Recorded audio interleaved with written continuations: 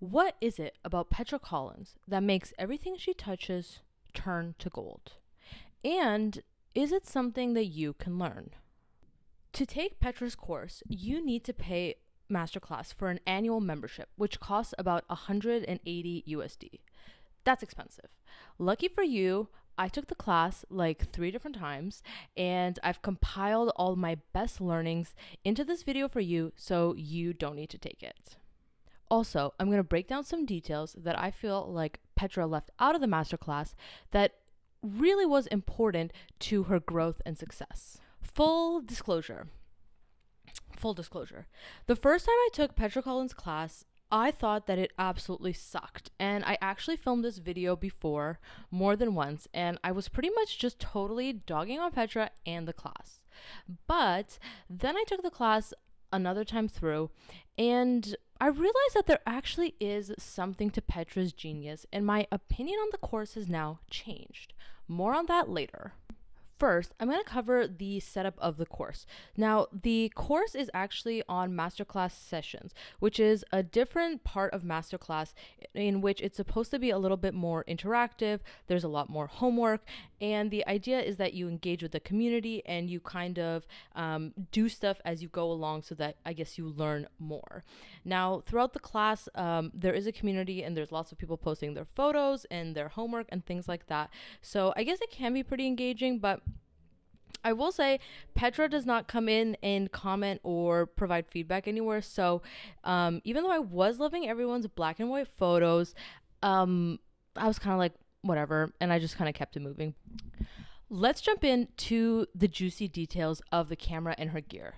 As someone like myself who is new to photography, I think one of the most interesting things and something that people are really fascinated by, especially when it comes to photographers, is what sort of camera do they use?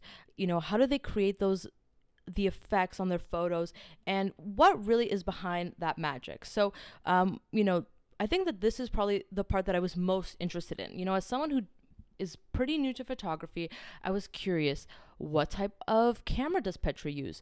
What type of lighting equipment? What type of film? I know film is a really big thing, in the camera community.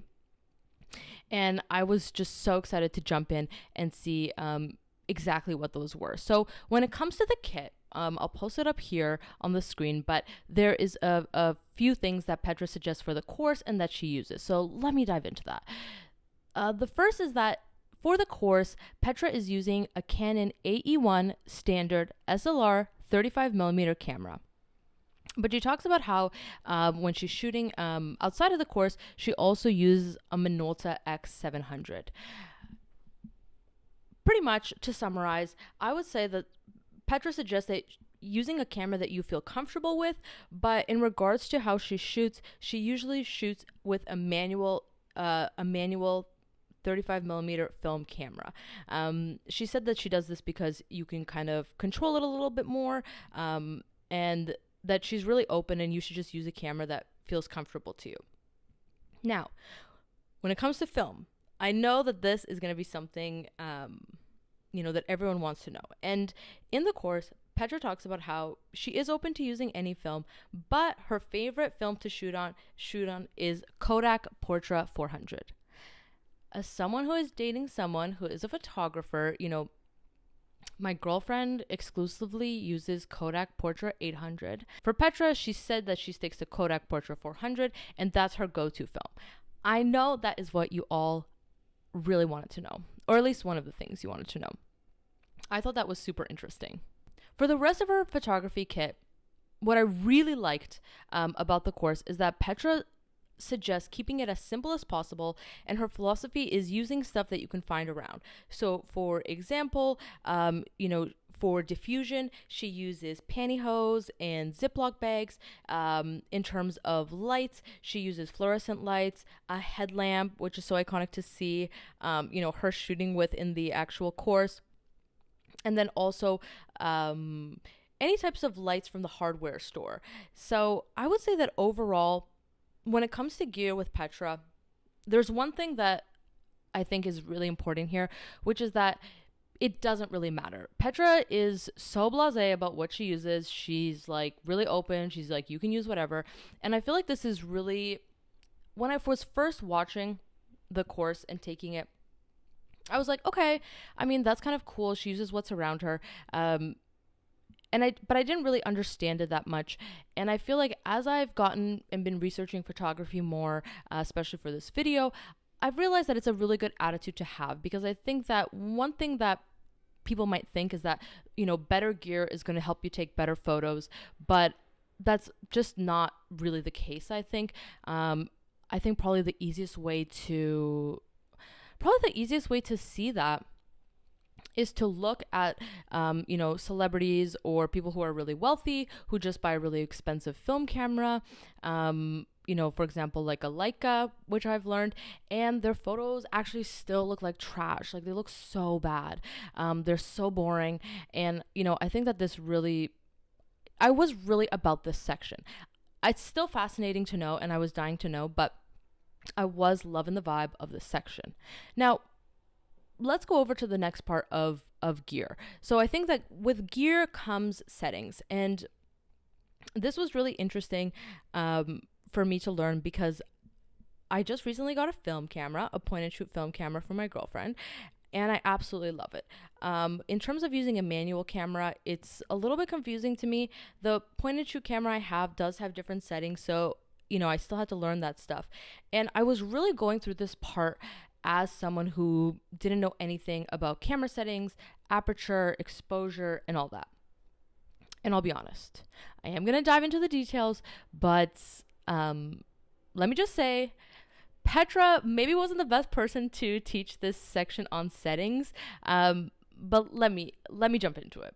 So when it comes to camera settings, like I said, I've taken this course like 3 times, but in particular, this part, because I was so confused.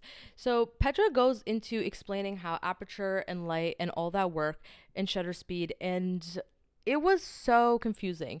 I guess this is not exactly her fault, but I feel like the way that Petra talks about it, she seems like she doesn't really understand it fully. And to be honest, I think that she would admit to that too, because as she was explaining it, for example, f-stop, she says that she just uses an f-stop of 5.6 because someone told her to do that once, and it just happened to work, so she just always shoots with an f-stop of 5.6. So yeah, to be honest, I would say this part was so confusing, and if you want to learn anything about camera settings, you're probably better off looking up some other YouTube videos or something like that. And you know what? That's not Petra's fault. It's not Petra's fault. She's not a photography teacher. This is her Petra Collins course. I guess as part of it, they were like, you need to explain how to camera settings, but I don't really think that it's her fault that she doesn't understand them. I don't really understand them either. When it comes to lighting, she explains how to change the f-stop and exposure to do with more or less lighting. Still confused by that, I'll be honest. But she pretty much says that she likes to work with given light. So natural light, she loves golden hour, of course, no surprise there. But otherwise, she likes to play around with fluorescent lights and red lights and just see what works and try different stuff out. Now, when I first took this course, I was really frustrated by this section. I was like, okay, Petra, this course costs 180 USD. Of course, that's a, yearly membership to Masterclass, and you can take other, master classes.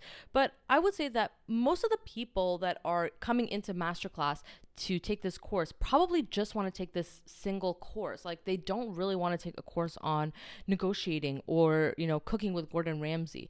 And so for a lot of people, like, the course ends up being, that price. And for that price, this camera settings section was not it. But upon reflection and kind of taking the class a few more times, and myself going into a total mania to understand camera settings, looking at the camera settings on my camera and the f-stop and being like, this is slow, it's not working fast enough, I kind of sat back and realized I'm I'm not a successful photographer and artist yet. Petra is. She's killing it. She's absolutely killing it. She's worked with celebrities and she's, produced so many books and she's done so much. And so upon reflection, I realized it's actually really endearing and it's actually really inspiring that someone can totally not know how to explain f-stop and be that successful. And I think that was one of the things that I realized was so genius about Petra. She is just out here, making things work. She's not a gearhead. And I think that's one of the things that I had to come around to, which is that you can study photography and settings and all that. And of course, it's helpful to help you get the shots that you want. But that's not the end all be all of, taking great photos. And if you're a photographer, some other photographers, or even if you know people in film and things like that, I'm sure people who are gearheads, kind of an obnoxious club. I mean, I do like being a little bit of a technical gearhead sometimes with video, but it is a bit, I would say it's a bit unnecessary. And I think that this section really, really taught me that. And I actually had a lot of respect after taking the class one more time, because the fact that Petra is as successful as she is and barely knows camera settings and just toys around with them as she's shooting work is kind of amazing. That's kind of amazing. You guys, if you're a new photographer or a new artist or something, like, just it is so inspiring. It's like you just need to go out there and shoot stuff. Try different settings. Okay. Let's go on to the next part.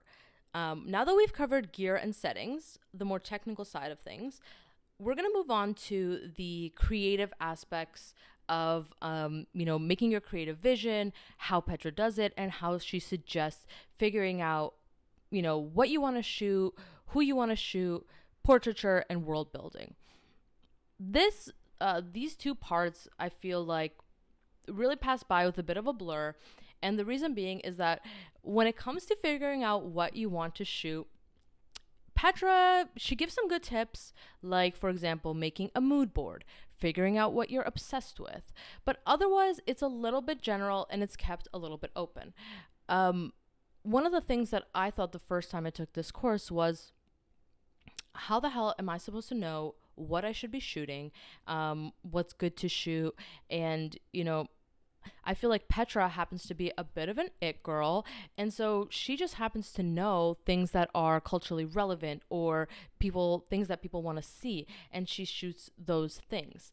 Now, obviously, it's personal to her, and I think that she does a decent job of trying to help you understand, like, how you can figure out what you want to shoot, but it is a little bit general.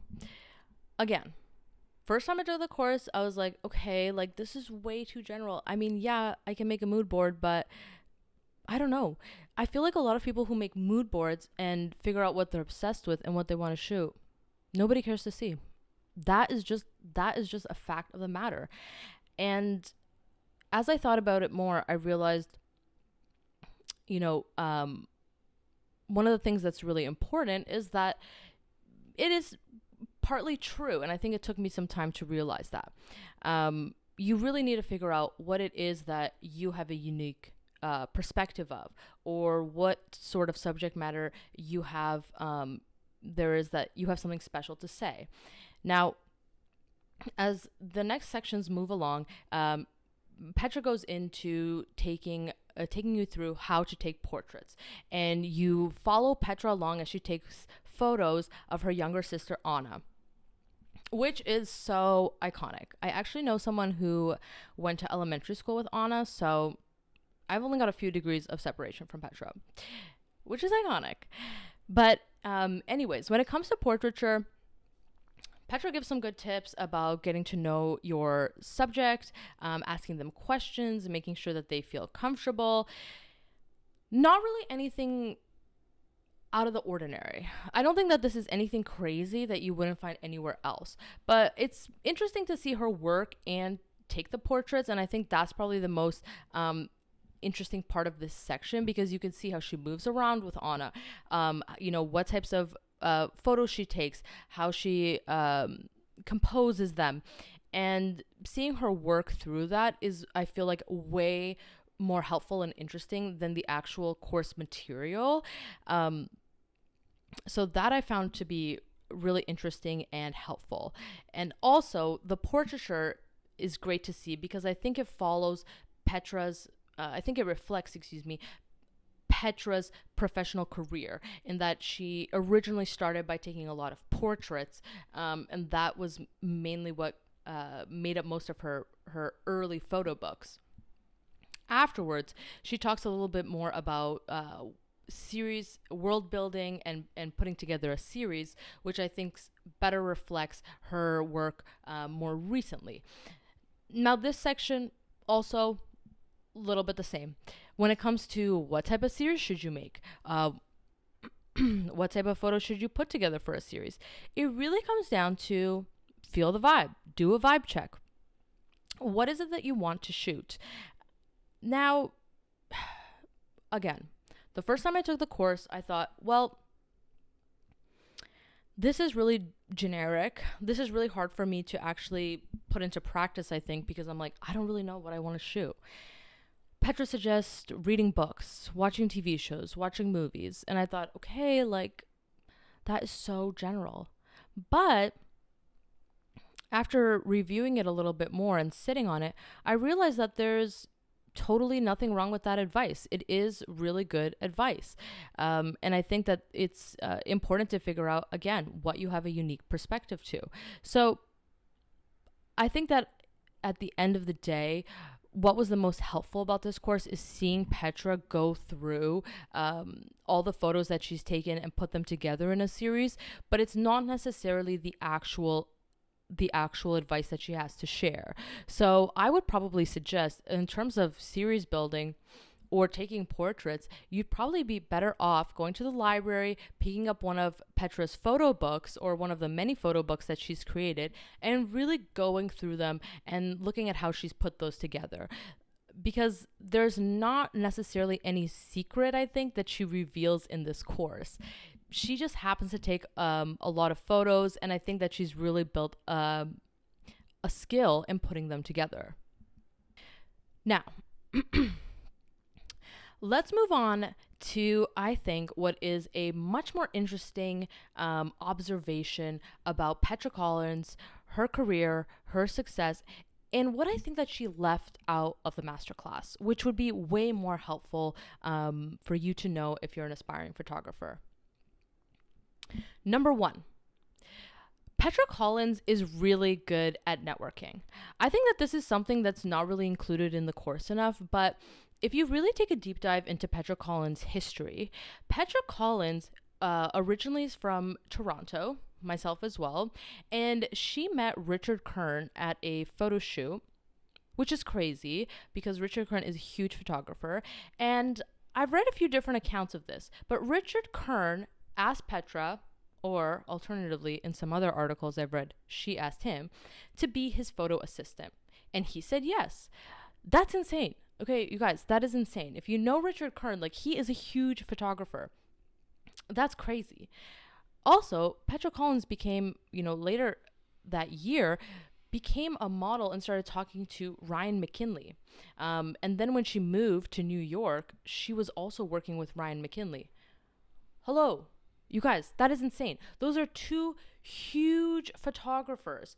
Okay, so, no matter what, like, even if Petra Collins was just shooting these photos and just uploading them to Tumblr, I don't think she'd be where she is today if it wasn't for her networking skills and really getting in with big photographers, being their models or being their assistants. And I think that that's something that she doesn't talk about enough, because I feel like those types of influences will really help you go far in your career, and I think really helped her along with her career.